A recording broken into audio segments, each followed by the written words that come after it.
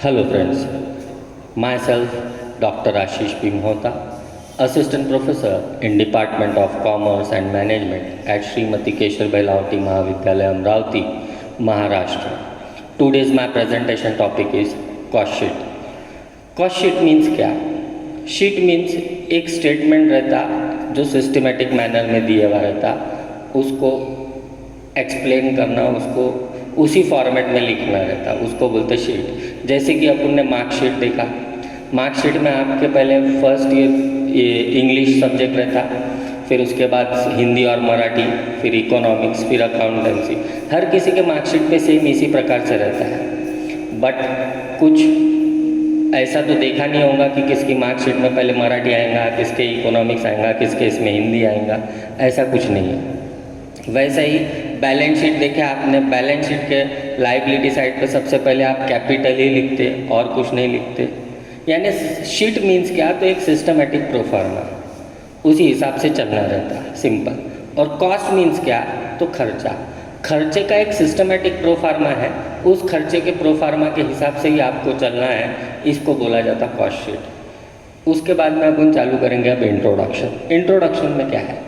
Cost sheet is a statement designed to show the output of a particular accounting period along with the breakup of cost. Cost sheet का क्या रहता है, तो एक statement है design किए हुआ, उसमें आपको दिखाया जाता है to show the output of a particular accounting period. एक अकाउंटिंग पीरियड मतलब साल भर का जो अपना अकाउंटिंग पीरियड रहता है, उसका आपको स्टेटमेंट रहता कॉस्ट का कि क्या है, और with the breakup of cost, और हर पोजीशन पे कॉस्ट की ब्रेकअप हुई हुई रहती, कॉस्ट कितनी आ रही है दिखते रहती।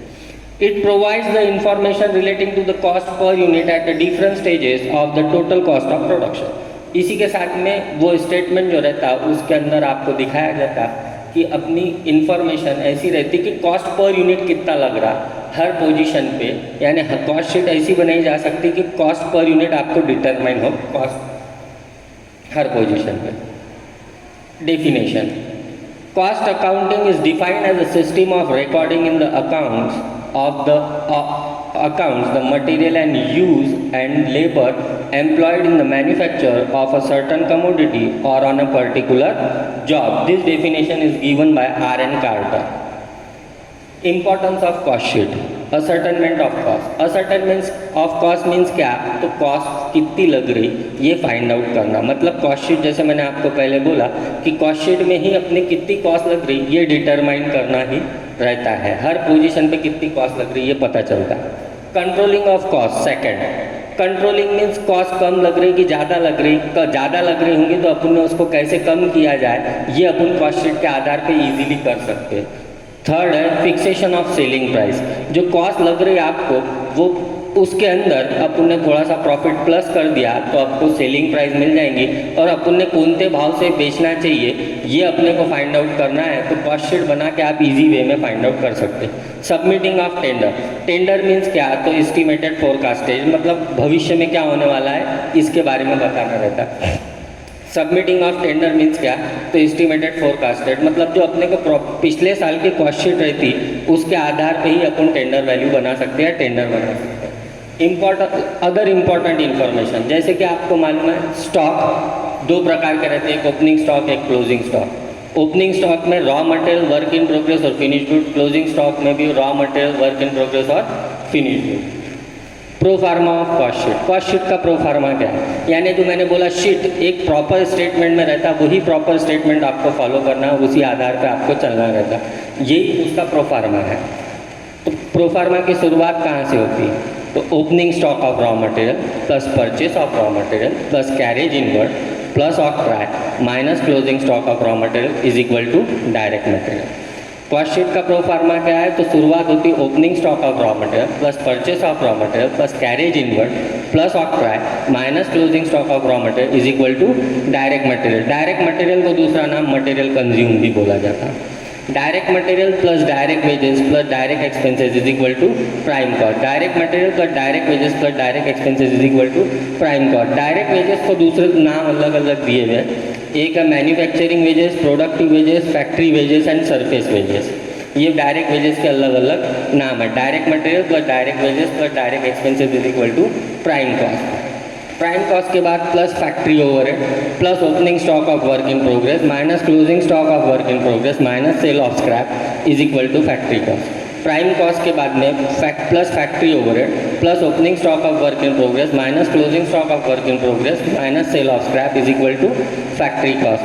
फैक्ट्री ओवरहेड को दूसरा नाम है वर्क्स ओवरहेड और फैक्ट्री ऑन कॉस्ट। अब फैक्ट्री कॉस्ट के बाद में plus office overhead is equal to office cost plus opening stock of finish good minus closing stock of finish good is equal to cost of good sold plus opening stock of finish good minus closing stock of finish good is equal to cost of good sold plus selling and distribution overhead is equal to selling and distribution cost plus profit is equal to sales. ये cost sheet का proforma एक बार वापस short में repeat कर रहा fast में।